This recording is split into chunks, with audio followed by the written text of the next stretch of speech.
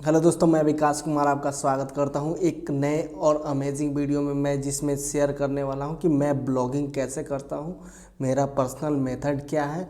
उसमें मैं एग्जाम्पल के साथ एक नीच जो मैंने काम किया था उसको शेयर करूंगा। ठीक है, तो इस वीडियो में क्या क्या होने वाला है कि कैसे मैं नीच सेलेक्ट करता हूं, ठीक है, उसका कीवर्ड रिसर्च कैसे होता है, किस टाइप के डोमेन हमें लेना चाहिए, साइट सेटअप कैसे करना है, साइट में ज़्यादा टाइम तो वेस्ट नहीं कर देना है, उसके बाद आर्टिकल राइटिंग और पब्लिशिंग कैसे करना है। और बहुत लोग ये पूछते हैं कि हमें बैकलिंक कब बनाना है, कौन से बैकलिंक बनाऊं मैं। बहुत लोग का ये कन्फ्यूजन होता है और ये सारे चीज़ मैं एक एग्जांपल नीच के साथ करके बताऊंगा। तो चलिए इस वीडियो को शुरू करते हैं कि आखिर मैं ब्लॉगिंग कैसे करता हूं। तो ये चीज़ें मैं शेयर अपने साइड से कर रहा हूं, तो आपके साइड से मुझे चाहिए कि आप इस वीडियो को लाइक कीजिए, कमेंट कीजिए और पॉसिबल हो सके तो शेयर कर दीजिए। और सब्सक्राइब करना तो मोस्ट इम्पॉर्टेंट है, वो करना मत भूलना आप। मैं या कोई भी अगर ब्लॉग करेगा ना, ब्लॉगिंग करेगा, तो उसके लिए नीच बहुत ज़रूरी है। तो नीच सिलेक्शन में ही बहुत लोग फंसते हैं। मेरे चैनल पे ऑलरेडी वीडियो भी है कि नीच कैसे सेलेक्ट करना है। इसके बाद भी बहुत लोग को इशू आता है, तो मैं नीच सिलेक्शन पे एक पूरा सीरीज शुरू करने वाला हूँ। जल्द ही वो सीरीज इस चैनल पे आने वाला है। आप जितना ज़्यादा लाइक करोगे ना, तो वो जल्द से जल्द सीरीज में लाऊंगा। ठीक है, तो देखो मार्केट में बहुत सारे नीच है, जहाँ देखोगे वहाँ आपको कोई ना कोई नीच मिलेगा ही। लेकिन काम किस पे करना है, जैसे न्यूज़ वगैरह ये सब, इस पे काम करना ही नहीं है, क्योंकि आप कर ही नहीं पाओगे। तो मेरा क्राइटेरिया क्या होता है मैं वो आपको शेयर कर देता हूँ। तो देखो मैं नीच सिलेक्शन में क्या करता हूँ कि कोई भी एक नीच पकड़ लेता हूँ, ठीक है। उसके बाद उसके कंपटीटर फाइंड करता हूँ, ठीक है। जितने भी कंपटीटर है सबको लिस्ट आउट कर देता हूँ और उसके बाद उसमें से टॉप 5 कंपटीटर फाइंड करता हूँ, ठीक है। और ये किस बेस पे फाइंड करता हूँ मैं आपको आगे ये एग्जाम्पल के साथ बता रहा हूँ। तो हमारा एग्जाम्पल क्या है, स्विंग मशीन का है, जो सिलाई मशीन बोलते हैं। आपको हर जगह ये सिलाई मशीन दिख ही जाएंगे, आपको पता भी होगा कि सिलाई मशीन कैसे होते हैं, उनका काम क्या होता है। लेकिन यूएस वगैरह में ना वहाँ हाथ और पैर से चलाने वाले मशीन नहीं होते, वहाँ इलेक्ट्रॉनिक सिलाई मशीन होते हैं, जिनकी प्राइस काफ़ी ज़्यादा होती है। हज़ार डॉलर के भी सेविंग मशीन होते हैं। आप उसको अमेजन पे सर्च करके देख सकते हैं। तो इस नीच पे हमने 2018 में वर्क किया था, तो उसी टाइम का ये गूगल शीट है। तो कैसे हम ब्लॉगिंग में काम करते हैं ये पूरा आपको मैं बता रहा हूँ। सबसे पहले तो एक शीट बना लेते हैं, उसमें सारे कीवर्ड हम ऐसे लिस्ट कर लेते हैं कि हमारे कीवर्ड कौन कौन से हैं। इसके बेस पे ना हमें आर्टिकल करने में या आर्टिकल बनाने में बहुत आसानी होती है, तो इस हिसाब से हम कर लेते हैं। ठीक है, तो मैंने क्या बोला था कि मैं कोई भी नीच उठाता हूँ तो उसके कंपटीटर फाइंड कर लेता हूँ। तो देखो ये मेरे सारे जितने मैं नीच रिसर्च करूँगा ना, तो ये सारे कंपटीटर मैं उठा लेता हूँ और सबको 1 बाय 1 लिस्ट करता हूँ। ये मैं नहीं देखता हूँ कि कोई बड़ा कंपटीटर है या छोटा, सारे को लिस्ट कर लो आप एक बार। 20-30 जितने भी कंपटीटर आपको मिल जाए ना, तो वो लिस्ट कर लेना है। बाकी ये कंपटीटर कैसे फाइंड करना है वो आप गूगल में सर्च करके फाइंड कर सकते हो। सेमरस, एचरेफ, जितने भी टूल्स हैं सबको यूज करके आप फाइंड कर सकते हो। इसको हम प्रैक्टिकली नीच फाइंडिंग वाले सीरीज में समझेंगे कि हमें कंपटीटर कैसे फाइंड करना है। तो हमने जो कंपटीटर फाइंड कर लिया उसमें से टॉप 5 कंपटीटर हमने यहाँ पे फाइंड किया हुआ है, ठीक है। ये जो टॉप 5 कंपटीटर है तो वो किस बेस पे हमने फाइंड किया, ये क्राइटेरिया उसका क्या है कि नंबर ऑफ पोस्ट कितने हैं कंपटीटर के साइट पे। ये आपको अपने नॉलेज, आपको अपने क्षमता के अनुसार चूज करना है। मैं शुरू में जब भी चूज करता था तो 100 पोस्ट के नीचे जितने भी साइट होते थे वो हमारे कंपटीटर होते थे, क्योंकि मुझे शुरू में खुद से कंटेंट करना होता था। तो मैं 6 महीने का प्लान लेके चलता था कि हाँ मैं 6 महीना में ये सारे कंटेंट कर लूँगा, ठीक है। उसी बेस पे आपको चलना है। जितना कम कंटेंट है ना तो उतना अच्छा रहेगा। अभी फ़िलहाल मैं 200 कंटेंट देखता हूँ, क्योंकि अब मेरे पास टीम है। 6 महीना में 200 कंटेंट इजीली हम लोग कर पाते हैं। तो ये content number of post site पे जितना भी कम होना वो आपको बहुत ज़्यादा बेनिफिट करता है। के बाद हम देखते हैं कि रूट डोमेन मीन्स कि कंपटीटर के साइट पे कितने जगह से बैकलिंक है, कितने डोमेन से। ये नहीं कि बहुत जगह जैसे मान लो xyz.com है, वहाँ से 50 बैकलिंक हो गया तो आपको 50 नहीं काउंट करना है। आपको क्या काउंट करना है, एक, क्योंकि जो डोमेन का प्लेस है वो एक ही है, xyz.com। तो इसको हम रूट डोमेन बोलते हैं। तो रूट डोमेन जितना कम होगा उतना ही अच्छा होगा। तो यहाँ पे मैं शुरू में कंसीडर करता था 100 से 200, ठीक है। अब हम लोग 500 तक भी चले जाते हैं, क्योंकि हमारे पास बजट भी है, हमारे पास टीम भी है। तो ये पोस्ट क्या है कि मैं ब्लॉगिंग कैसे करता हूँ, तो वो मैं बताता हूँ। आपका रूट डोमेन जितना भी कम हो वो आप लेके जाओ, ठीक है।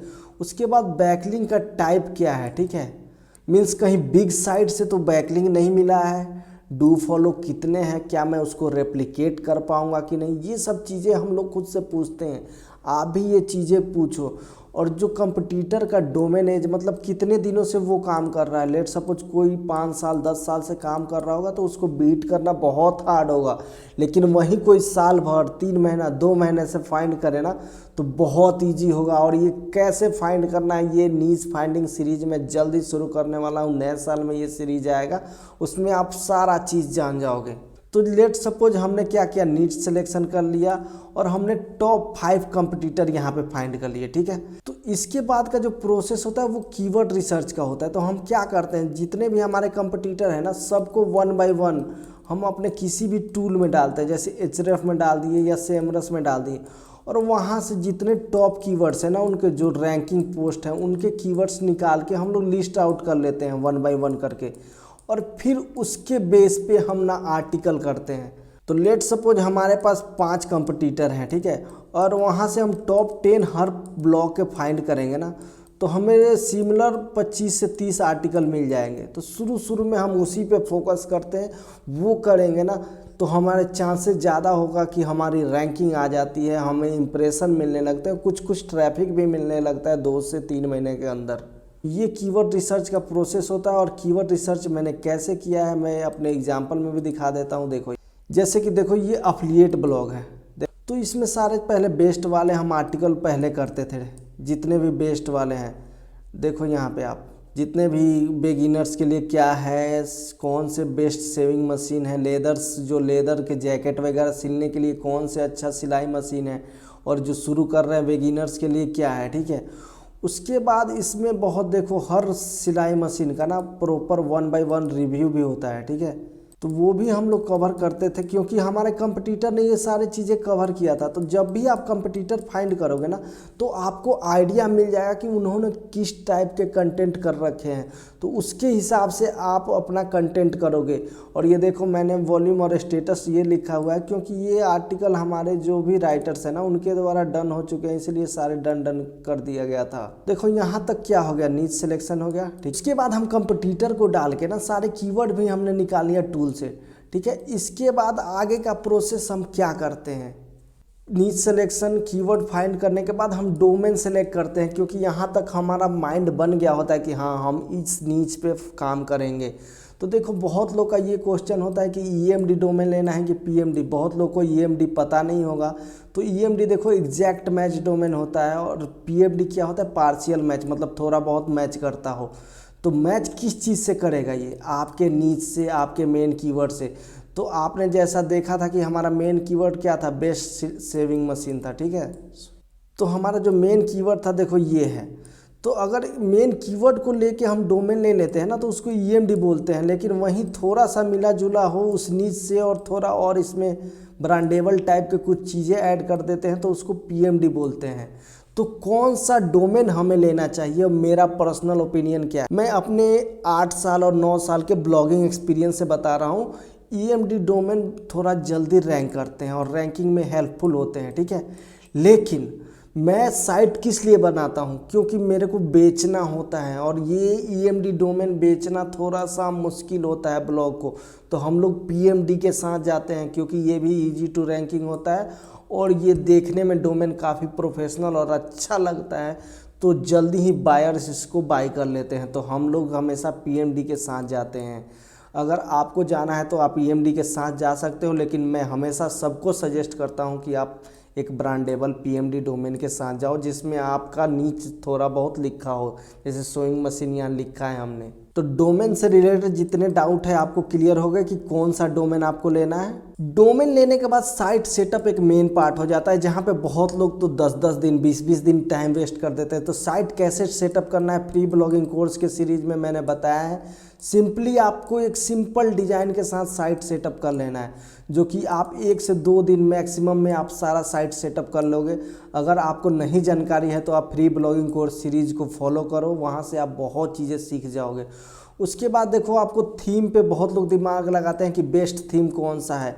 तो ये थीम मैं यूज करता हूँ और सारे अच्छे रिजल्ट देते हैं। आपको जो मन करे वो थीम यूज कर सकते हो, फ्री या प्रीमियम कोई भी थीम यूज कर सकते हो, इसका कोई इशू नहीं है। बहुत लोग फ्री थीम से भी रैंकिंग करते हैं। मैंने खुद शुरू में फ्री थीम से रैंक किया हुआ है, ये MTS स्कीमा वाले पे। अगर आपको प्रीमियम थीम्स ये सारे चाहिए तो आप मेरे नीचे दिए गए लिंक से होस्टिंग बाय कर सकते हैं, जहाँ पे ये सारे मैं प्रीमियम थीम्स आपको दे दूंगा। और हमारा एक प्रीमियम ग्रुप भी है टेलीग्राम का, वहाँ भी आप ज्वाइन कर सकते हो, जहाँ पे मैं लाइव सेशन आपको लेके ये सारा हेल्प कर दूंगा कि कैसे नीच सिलेक्शन करना है, कैसे साइट सेटअप करना है, ये सारी चीज़ें हम वहाँ बात करते हैं। उसके बाद अगर आपका थीम हो गया तो प्लगइन कौन कौन से यूज करने हैं। देखो, प्लगइन में ये बता देता हूँ, रैंक मंथ या योस्ट मैं दोनों यूज करता हूँ, मेरी टीम दोनों यूज करती है और मैक्सिमम ये हम 3 ही थीम यूज करते हैं। जो भी हमारे जैसे देखो, मेरे मन में जो आ जाता है मैं वही इंस्टॉल कर देता हूँ, कोई ये पार्टिकुलर नहीं है कि मेरे को यही यूज करना है। तो आप कोई भी यूज कर सकते हो, रैंक मैथ या योस्ट दोनों यूज कर सकते हो।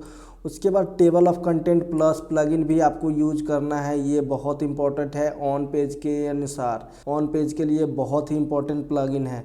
बहुत लोगों को ऑन पेज एसईओ के बारे में पता नहीं होगा, तो इसी चैनल पे ऑन पेज एसईओ के बारे में पूरा ट्यूटोरियल है शुरू से लेकर अंत तक, जिससे आप काफ़ी अच्छे तरीके से ऑन पेज को जान जाओगे, क्योंकि वो काफ़ी अच्छा रैंकिंग फैक्टर है। उसके बाद देखो, आपको साइट फास्ट करने के लिए एक कैसी प्लगइन चाहिए तो WP रॉकेट यूज कर सकते हो। हम लोग यही प्रीमियम है हमारे पास, हम यूज करते हैं। बाकी और भी बहुत फ्री है, वो आप यूज कर सकते हो। उसके बाद 4042301 ये ऐसा प्लगइन है ना कि जैसे आपका कोई साइट पे 404 आ रहा है तो ये ऑटोमेटिकली आपके होम पेज पे रिडायरेक्ट कर देता है। तो हम लोग 4042301 यूज करते हैं, जो कि हम लोग के लिए काफ़ी हैंडी रहता है। उसके बाद जैसे आपका साइट लोड होने में काफ़ी टाइम लग जाता है इमेजेस के वजह से, क्योंकि इमेजेस का साइज ना काफ़ी ज़्यादा हो जाता है। बहुत लोग कंप्रेस करके इमेज नहीं डालते हैं, तो इसलिए हम लोग ये प्लगइन यूज करते हैं, जो कि हम जब भी अपलोड करते हैं ऑटोमेटिक कंप्रेस कर देता है। तो ये प्लगइन आप लोग भी यूज कर सकते हो। अगर आपको प्लगइन नहीं यूज करना है तो बहुत सारे ऑनलाइन टूल हैं जहाँ पे आप इमेज को कंप्रेस करके डाल सकते हो। तो यहाँ तक तो हमारा हो गया कि साइट सेटअप भी हो गया। इसके बाद हम लोग क्या करते हैं वो जान लेते हैं। इसके बाद हम लोग आर्टिकल राइटिंग पे काम करते हैं और उसको पब्लिशिंग कैसे करते हैं वो बात करते हैं। लेट सपोज हमने 20 या 25 शुरू के कीवर्ड डिफाइन कर लिए जिस पे हमें आर्टिकल करना है। तो आर्टिकल या तो आप खुद राइट करो या टीम से राइट करवा रहे हो तो उससे करो। लेकिन देखो, आर्टिकल राइटिंग में ये इंपॉर्टेंट होता है कि आप ऑन पेज एसईओ और ये कीवर्ड्स का ध्यान अच्छी तरीके से रखो। आप राइटर्स को या खुद ऑन पेज वाले वीडियो देख लो, कहीं ब्लॉग पढ़ लो, तो ये समझना काफ़ी ज़रूरी है। अगर आर्टिकल राइटिंग में दिक्कत है तो आर्टिकल राइटिंग का भी वीडियो है इसी चैनल पर, वो भी आप देख सकते हैं। हम लोग कोई भी आर्टिकल 2000 वर्ड से नीचे नहीं लिखते हैं, क्योंकि हमें काफ़ी अच्छा क्वालिटी देना होता है। हम सारे टॉपिक उसके अंदर कवर करते हैं। अगर हमारा मनी कीवर्ड्स है ना अफिलिएट के रिलेटेड, तो हम 3000, 4000, 5000 वर्ड तक भी जाते हैं। तो हम लोग 5-5000 वर्ड के भी आर्टिकल्स करते हैं। उसके बाद देखो, आर्टिकल राइट हो जाने के बाद देखो, पब्लिशिंग काफ़ी इंपॉर्टेंट है। आपको एक फ्लो बना लेना पड़ेगा आर्टिकल पब्लिशिंग का। ये नहीं कि एक दिन में 5 कंटेंट कर दिया और अगले दिन आप 10 दिन आप 0-0 करते रहो। नहीं, आपको एक फ्लो बना लेना है। या तो डेली 1 पोस्ट करो, या वीकली 2 करो, या वीकली 1 करो, लेकिन हमेशा हर वीक में ये फॉलो करो या हर डे ये चीज़ों को फॉलो करो। ठीक है, ये नहीं कि आपका जब मन किया आप पब्लिश करो। नहीं, आप एक फॉलो बना लो, पर डे 1 आर्टिकल या पर वीक 1 आर्टिकल या पर मंथ, जो भी आपको बनाना है, लेकिन उसी को फॉलो करो। और उसके बाद जैसे आपने आर्टिकल कर लिया ना, तो उसका ऑन पेज अच्छे से करो आप। हम लोग ऑन पेज पे काफ़ी ज़्यादा टाइम देते हैं, ऑन पेज अच्छे से करो। और मैं एक हैक बता देता हूँ यहाँ। लेट सपोज आपने ऑन पेज सही तरीके से कर लिया, आपको लग रहा है कि आपने बेस्ट कर लिया, ठीक है, तो आप तुरंत उसको पब्लिश मत कर दो। आप इसको रखो कि मैं अगले दिन करूँगा, नेक्स्ट डे जब भी आप इसको जाओगे ना देखने, तो फिर भी आपको यहाँ पे इम्प्रूवमेंट मिलेगा। तो आप उसको भी इम्प्रूव करो और तब जाके पब्लिश करो, तो ये आपको काफ़ी अच्छा रिजल्ट देगा। तो यहाँ तो हम लोग आर्टिकल लिखवा के आर्टिकल पब्लिश करना शुरू कर देते हैं। उसके बाद आखिर हम लोग क्या करते हैं वो जान लेते हैं। तो बहुत लोग का ये क्वेश्चन होता है कि भैया कब से बैकलिंक बनाऊँ, पहले दिन से बनाने लगूँ क्या, या कब से बनाऊँ। तो मेरा सिंपल क्वेश्चन या सिंपल सजेशन ये रहता है कि भाई आप बैकलिंक पे इतना फोकस मत करो। लेट्स सपोज आपके 20 आर्टिकल हो गए ना 1 मंथ के अंदर, तो आप इसको सर्च कंसोल में देखो कि आपको इम्प्रेशन आ रहा है कि नहीं, आपको क्लिक्स आ रहा है कि नहीं। जब से आपको क्लिक आने लगे ना तब से आप बैकलिंक स्टार्ट कर सकते हो। आपको शुरू में बैकलिंक नहीं बनाना है, आपको जब से क्लिक और इम्प्रेशन आने लगे तभी से बैकलिंक बनाना है, ठीक है। उसके बाद कौन कौन से बैकलिंक काम करते हैं, जितने भी कंटेक्चुअल बैकलिंक है ना कंटेंट वाले, वो ज़्यादा काम करते हैं। इसमें कौन कौन से बैकलिंक आ जाते हैं, वेब 2.0 हो गए जो कि फ्री मेथड है, उसके बाद गेस्ट पोस्ट हो गया जो कि पेड मेथड है, इसमें भी फ्री तरीके से आप कर सकते हो। उसके बाद नीच एडिट्स है, ये सब चीज़ें काफ़ी अच्छा काम करती है। मेरा जल्दी वीडियो आने वाला है इन सब पे। उसके बाद फ्री में एक फोरम का भी लिंक है जो काफ़ी अच्छा काम करता है, ये सब भी आप यूज कर सकते हो। तो शुरू में आपको बैकलिंक पे ज़्यादा ध्यान नहीं देना है, आपको आंख बंद करके आपको फाउंडेशन क्लियर करना है, जैसे कि आपको अपना आर्टिकल क्लियर कर लेना है। तो हम लोग यही करते हैं बेसिकली कि हम आर्टिकल करते हैं, उसके बाद जब भी हमें क्लिक आ जाता है ना हम शुरू वाले लिंक्स बनाते हैं, जैसे वेब 2.0 और फोरम हम शुरू में बनाते हैं।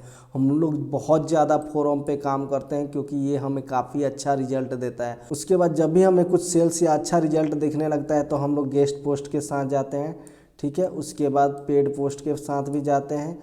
उसके बाद हम लोग नीच एडिट्स काफ़ी ज़्यादा करवाते हैं। उसके बाद और भी बहुत बैकलिंक के मेथड है जो कि पर्सनली मैं यूज करता हूं। उम्मीद करता हूं कि ये वीडियो आप लोगों को अच्छा लगा होगा, काफ़ी हेल्पफुल रहा होगा।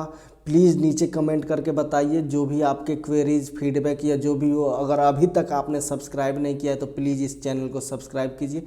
Thank you so much.